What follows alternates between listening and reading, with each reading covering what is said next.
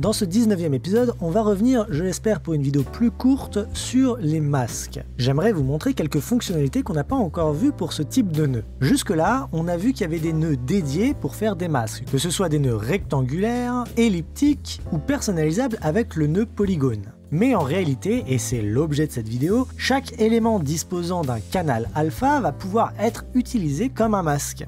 On l'avait vu brièvement dans la vidéo sur l'incrustation fond vert, un canal alpha c'est la transparence d'un élément. Si on prend ce texte pas ouf par exemple, vous voyez que j'ai mon texte, mais j'ai aussi toute une partie du cadre qui est transparente, c'est le damier qu'on voit en arrière-plan. Et ça c'est le canal alpha. Et puisque mon texte dispose d'un canal alpha, je vais pouvoir m'en servir comme masque justement. Et je vais pouvoir faire simplement rentrer mon nœud de texte dans l'entrée masque de n'importe quel élément que j'aurai dans mon arbre à nœuds. En l'occurrence là j'ai préparé un background cyan. Ainsi vous voyez que si je connecte mon texte dans l'entrée masque de mon background, il va venir le découper comme le ferait n'importe quel autre masque. Ceci dit, attention du coup parce que maintenant ce qui est utilisé c'est la forme pure du texte. Vous aurez beau changer la couleur du texte dans le nœud de texte, ça ne changera pas la couleur de votre background. Là où ça peut devenir intéressant, c'est que à la place du background, on peut imaginer mettre n'importe quoi. Si je reprends ma vidéo de voiture là dont on se sert depuis le début et que j'applique mon texte pour m'en servir comme masque, je vais pouvoir découper ma vidéo de voiture selon la forme de mon texte. Histoire de garder les choses simples, je vais remettre mon background cyan pour le reste de la vidéo.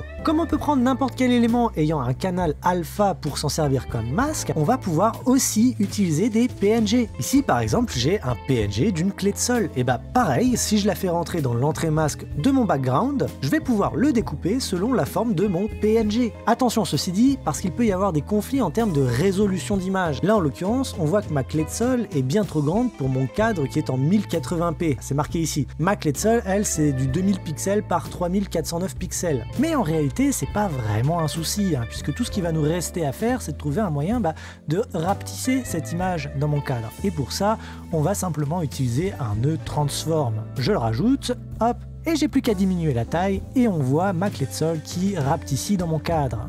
On va tout virer, et la dernière chose dont j'ai envie de vous parler, c'est du nœud mask paint.